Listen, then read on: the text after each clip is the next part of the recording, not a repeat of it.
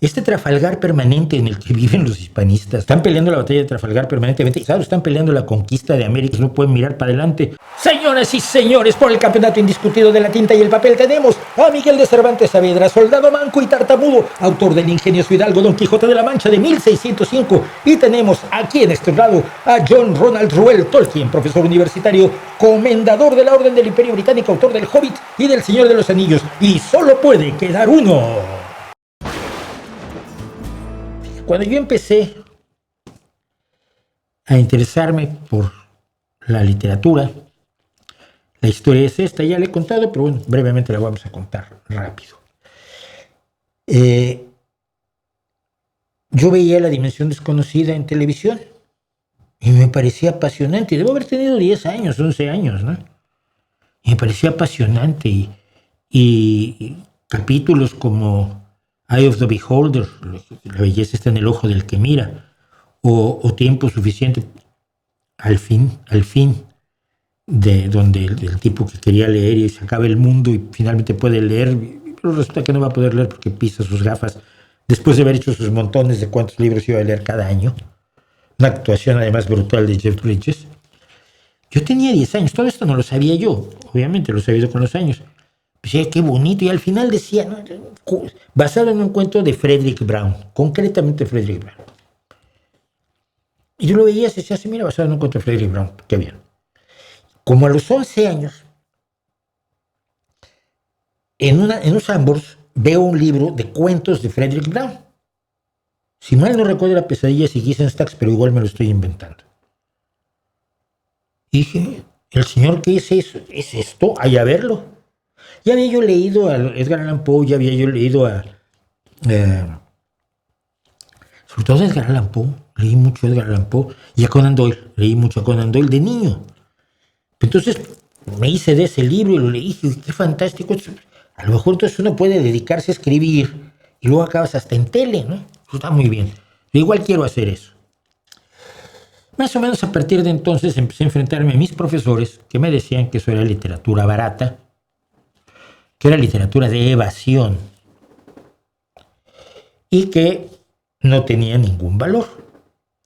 Con el tiempo me enteré, por ejemplo, que decía, Rod Serling había trabajado antes como guionista en otras cosas y había hecho un capítulo muy violento de un negro acusado de un delito y que era juzgado por un jurado de blancos.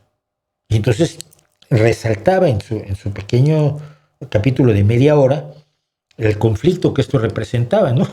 Cuando la productora lo vio, le dijo, pues quita esto, fuera, esto no lo vamos a producir nunca.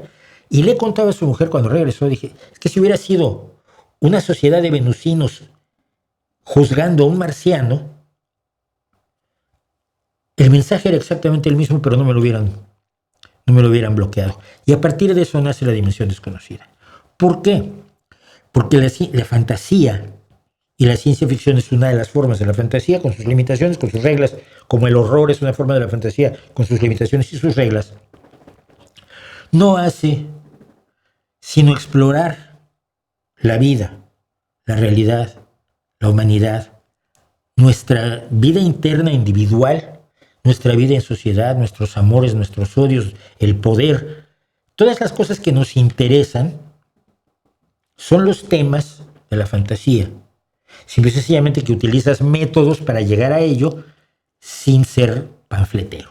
Bien, ¿por qué cuento todo esto? Porque básicamente después de que alguien me comentó que un tal señor Jesús G. Maestro había dicho algo, y yo comenté que ese algo, si lo había dicho, estaba equivocado, y hoy vinieron a insultarme, no lo dijo. Bueno, yo luego vi que sí lo dijo. Pero bueno, me voy a ver algunos videos de este señor. Me habían hablado de él, que era filósofo, primero a los filósofos paso, pero él habla de literatura fantástica, que ha sido mi vida. Así que de pronto me encuentro que nos hace lo siguiente. Señoras y señores, por el campeonato indiscutido de la tinta y el papel tenemos a Miguel de Cervantes Saavedra, soldado manco y tartamudo, autor del ingenioso hidalgo Don Quijote de la Mancha de 1605. Y tenemos aquí en este lado a John Ronald Reuel Tolkien, profesor universitario, comendador de la Orden del Imperio Británico, autor del Hobbit y del Señor de los Anillos. Y solo puede quedar uno. O algo así. Me pareció tan alucinante lo que llega a decir, a presentar la literatura como una lucha entre dos concepciones radicalmente distintas, y una de ellas nos quiere manipular. ¡Ay, conspiranoia, conspiranoia! Y luego, manejando todo como el mundo anglosajón contra el mundo hispano, este Trafalgar permanente en el que viven los hispanistas, ¿no? Que están peleando la batalla de Trafalgar permanentemente, están peleando todas las peleas, las guerras del pasado, están peleando la conquista de América y la conquista de Tenochtitlán y de Perú toda la vida, ¿no? Siguen en ello metidísimos, no pueden mirar para adelante porque atrás está la leyenda negra y la leyenda rosa. Yo me he quedado absolutamente alucinado. Mire, vamos a oír un par de vídeos, no me voy a meter mucho en sí en esos vídeos, pero sí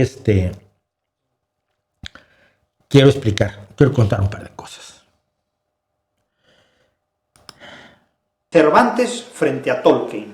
Esa es la clave del siglo XXI. Cervantes como alternativa a una imaginación frustrante, engañosa y que indudablemente induce a fracasar, porque induce al ser humano a perder de vista la realidad en la que vivimos. Es decir, el Quijote es un GPS de la realidad. La literatura de Tolkien es una enajenación neoténica de la realidad, en suma. ¿No me creen? Sigan leyendo a Tolkien. Más realidad para los demás. Es que a ustedes se les da a escoger entre el espejismo y el oasis y se quedan con el espejismo. Pues eso es lo que hay. Yo les doy a escoger entre el Quijote y el Señor de los Anillos. Si ustedes quieren el espejismo, mejor para los que estamos en el oasis. ¿Really? Bueno, punto uno. No entiendo cómo el hecho de que yo lea a Tolkien lo hace más feliz, lo enriquece a él leyendo al Quijote. Sí me hace raro. Pero hay una palabra que usa constantemente que a mí me parece muy divertida porque se la toma prestada de la biología, y es neoténico, que la mayoría de la gente que lo oye no sabe lo que significa. La neotenia es un proceso curioso de la biología, merced al cual se prolonga la infancia evolutiva. Es un proceso que se da a lo largo de la evolución. Se prolonga la infancia de un ser.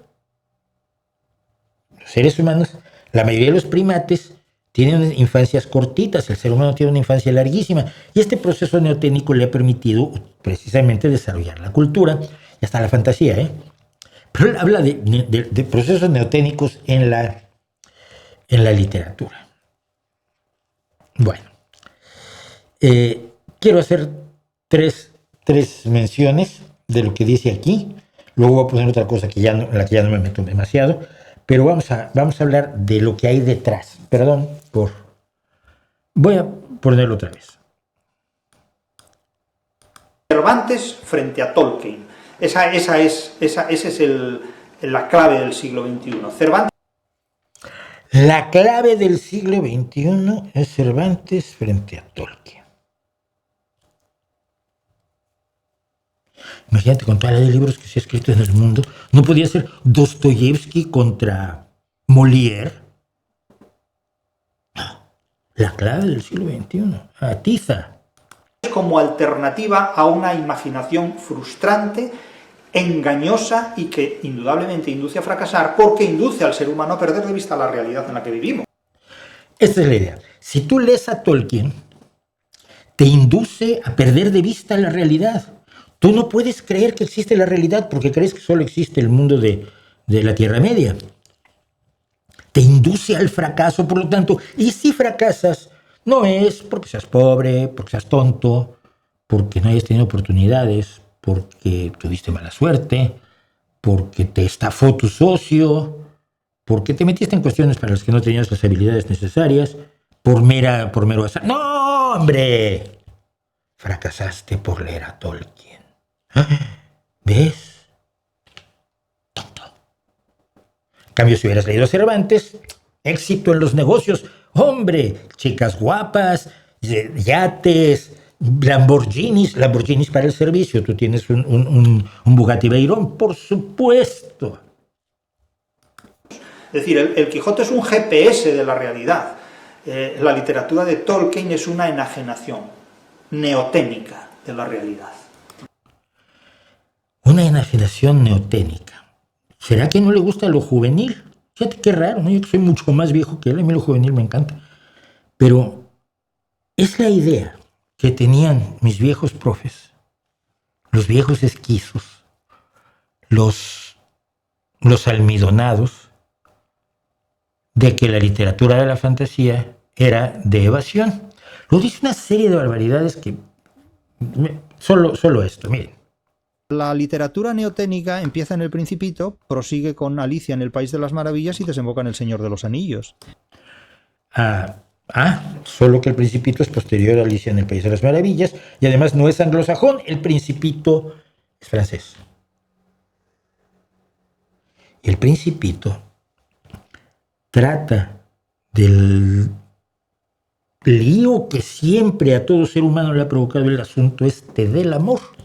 Sobre todo cuando tienes a alguien que abusa de ti, como la Rosa del Principito, de la amistad, de la capacidad de soñar, de la capacidad de sacrificio. El Principito cuenta muchísimas cosas que desde la fantasía, sí, hablan de la realidad de todos nosotros. Porque habría que ser muy imbécil para creer que el éxito del Principito se debe a su capacidad de evasión y no a cómo la gente se encuentra a sí misma en el Principito. Como la gente se encuentra en Alicia, en el País de las Maravillas, o en la Tierra Media. Pero bueno. Pero claro, es una tradición literaria muy distinta a la que puede proporcionar la Celestina, el Lazarillo de Tormes y el Quijote. Es que una persona educada en la Celestina, Lazarillo y Quijote es alguien completamente diferente a una persona educada en El Principito, Alicia en el País de las Maravillas y El Señor de los Anillos. Y aquí tenemos el primer problema. El que está educado en todo eso. El que está educado en la Celestina, que me aburrió muchísimo, el Lazarillo de Tormes es divertido, el Quijote me gusta mucho, el Principito me gusta mucho, Alicia en el País de las Maravillas me gusta mucho, El Señor de los Anillos me gusta mucho, me gusta la obra de Asimov, me gusta mucho Dostoyevsky, leo a Borges, pero también leo a César Vallejo, pero quedémonos en la ficción, ¿no?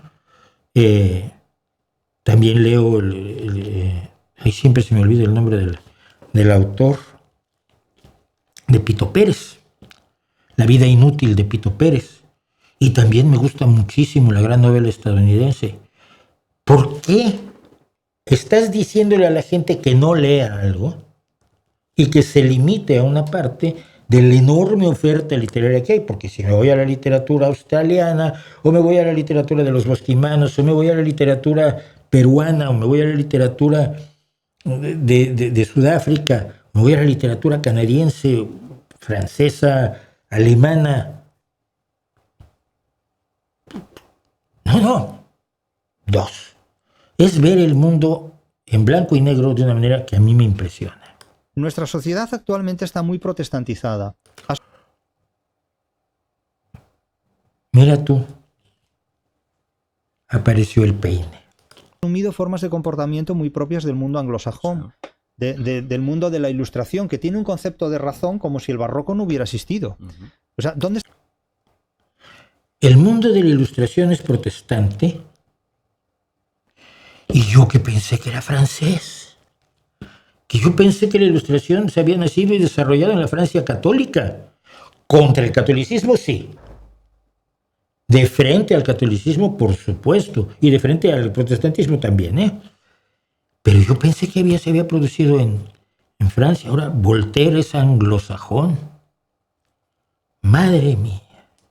El Quijote de la Ilustración. Sí. El Quijote de la Ilustración podría ser el Candide de Rousseau, podría ser los viajes de Gulliver, de de Jonathan Swift, o podía ser basado en la absoluta realidad el Robinson Crusoe de Daniel Defoe, que por cierto también escribió Molly Flanders. Si usted está viendo esto y no sabe ni de qué autores está hablando él, ni de qué autor estoy hablando yo, es parte del problema. Porque yo quiero que usted lea todo. Y él dice que no. ¿Tan racional es la ilustración? ¿Dónde está la literatura de la ilustración? Te acabo de mencionar un montón. Te acabo de mencionar a grandes autores como Defoe, Swift, Montesquieu. Montesquieu escribe las cartas persas, me parece que es. No me acuerdo si es Montesquieu. No es Montesquieu. No me acuerdo. ¿Quién es el que escribe? A ver, creo que lo tenía yo anotado por aquí. Si es que tenía yo notas que se me olvidó. Se me olvidó acudir a las notas que tengo aquí en el teleprompter, porque,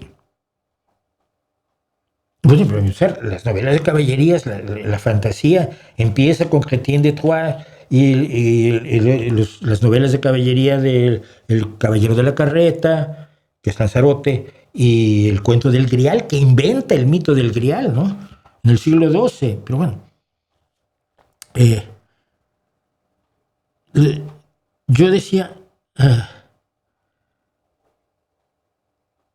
estaba Candide, sí mencioné, las cartas persas del barón de Montesquieu, sí, fíjate, si era de Montesquieu, donde se burla de la sociedad y de las instituciones francesas como crítica del absolutismo y de la intolerancia religiosa. Y Montesquieu no es anglosajón, ¿verdad? En un empobrecimiento de la literatura, porque el racionalismo ilustrado es completamente incompatible con el racionalismo literario. El racionalismo ilustrado da lugar, abre la espita de la imaginación, la literatura. Sí, la imaginación, cosa mala. La imaginación no debe nunca liberarse. A la gente se le ocurren cosas raras. Mire, si fuera yo paso por paso de las cosas que oí decir este señor en una entrevista, además que le hicieron en un podcast, dejaría fuera lo que yo he defendido desde... Tenía yo 11 años, yo tengo 71, chiquillo, tengo 60 años discutiendo con los famas y los exquisitos y los almidonados sobre el valor de la cultura popular, fundamentalmente a través de la fantasía.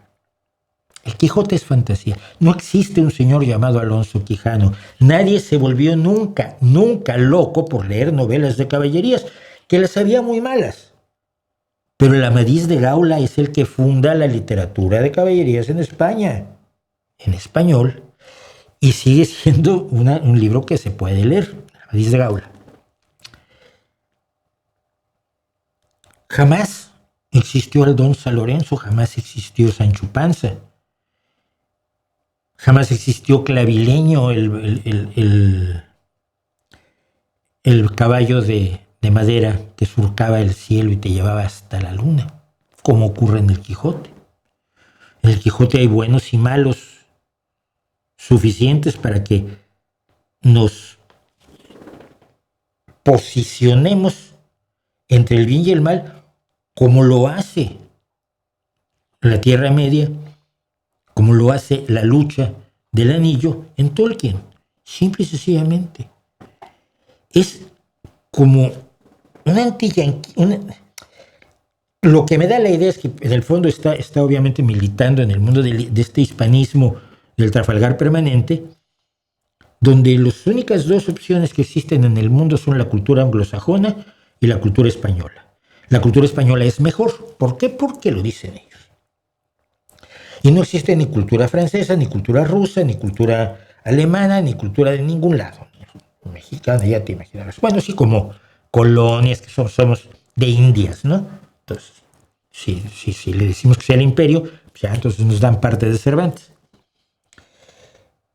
La literatura fantástica es una de las mejores formas de llegar a analizar los problemas más críticos de la humanidad, GPS de la realidad si quieres, porque te permite distancia. Cuando escribes un panfleto en contra de el señor que asesinó a alguien la pregunta primera es qué valor literario tiene ese panfleto. La mayoría de las veces los panfletos no tienen valor literario. Si tú escribes Crimen y Castigo, de pronto eso tiene valor literario. Y el sufrimiento de aquel asesino te queda muy claro para el resto de tu vida. Mientras tengas distancia, ves las cosas con más claridad. Los árboles no te dejan ver el bosque. Cuando te alejas puedes ver el bosque. Cuando te alejas puedes ver los problemas sociales de otro modo. Cuando no te sientes involucrado directamente y los ves de lejos, como ves, por ejemplo, la amistad entre Samwise y Frodo, y de pronto te das cuenta que el héroe del Señor de los Anillos no es Frodo Olson, sino es Samwise. Todo adquiere otra dimensión. Pero no te está hablando de nada más allá de tu universo. Te está hablando de tu universo con un pretexto estéticamente válido. ¿Qué es lo que hace la ciencia ficción? Y yo escribí mucha. ¿Qué es lo que hace el terror? Que es explorar nuestros miedos y despreciarlo por militancias de imperialismos idos que esperemos que nunca vuelvan. Me parece enormemente triste. No es cierto, no hay una guerra. Lea Cervantes, lea Shakespeare, lea Quevedo, lea Calderón de la Barca, lea Tolkien, lea Mary Shelley.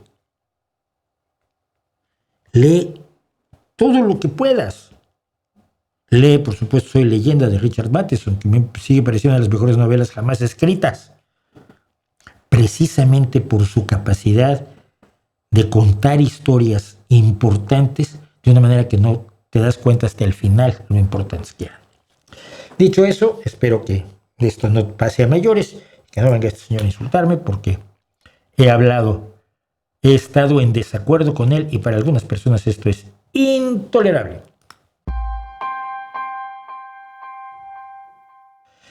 ¿Por qué tiene últimamente la gente en contra de Tolkien? Soy más culto que tú porque tú aún lees cosas de niños. Es que no puedes decir que el Señor de los Anillos es de niños. Ni el Hobbit mismo, fíjate. Cuando llegas al Silmarillion, eso no es de niños ni de broma. Por eso lo de la neotenia que maneja Maestro me parece que es una palabra que se encontró y dijo, ay, mira qué bien, pero que no está, el concepto no está bien empapado de la literatura. Llamar a literatura infantil, que es lo que quiere hacer, es bobo. Porque el Señor de los Anillos, solo un ejemplo. Wormtongue, no me acuerdo cómo se llama en español. El psicofante que mantiene a uno de los reyes de la Tierra Media bajo su dominio, contándole mentiras al oído. ¿Cuántos no en el pasado? Desde Tlacael con Moctezuma, historia que nadie sabe si es cierta, hasta Rasputín, hasta el cardenal Richelieu. Si tú quieres hablar de la influencia del cardenal Richelieu sobre la monarquía francesa, puede ser muy aburrido. Pero es exactamente lo mismo que tienes en El Señor de los Anillos con Wormtongue. El rey de Rohan. No me acuerdo, yo no soy tan fan como para sabérmelo de memoria. El señor, me gusta, Luis Fernando Madrigal. A Jesús Maestro se le olvida que El Quijote era lo mismo que El Señor de los Anillos en su época, un libro de aventuras que a decir de Borges ya había pasado de moda. Mira, cuando escribió el libro El Quijote ya las novelas de caballerías habían pasado de moda, pero Jesús Maestro es hispanista, todo está dicho, para Mauricio es un nazi. Si es un hispanista, de los de volvamos al imperio y acabemos con los malditos anglosajones, la leyenda negra, son hispanazis, por supuesto. ¿El Miocid se puede considerar fantasía? No lo sé. No lo sé porque al parecer tiene una base real, pero evidentemente las hazañas del Miocid son fantásticas. El Rey Arturo y Don Quijote están inspirados en personas reales. No. El Rey Arturo, las leyendas artúricas son muy posteriores a cuando se supone que vivió el Rey Arturo. Es absolutamente fantasía. Y el Quijote también. No está basado en nadie más, aunque obviamente las idiosincrasias del Quijote son las idiosincrasias de Cervantes. Todo escritor se escribe a sí mismo en gran medida. incluso cuando escribes un personaje radicalmente distinto a ti, ¿no? Cuando escribes un personaje que es lo opuesto a ti, estás escribiéndote a ti mismo, porque tú eres el punto de partida para crear ese personaje que te resulta absolutamente repugnante y repelente, ¿no? Todo escritor se escribe a sí mismo. Por eso siempre les digo a los jóvenes cuando dicen, ¿qué se necesita para escribir? Primero, vivir. Si no vives cosas, no tienes nada que escribir. Luego, leer. Y luego escribir. Y luego corregir. Y luego tirar lo que corregiste porque de todos modos era malísimo. Y seguir escribiendo, seguir corrigiendo. Hasta que un día tienes algo que dices, pues mira, esto igual me lo podrían publicar.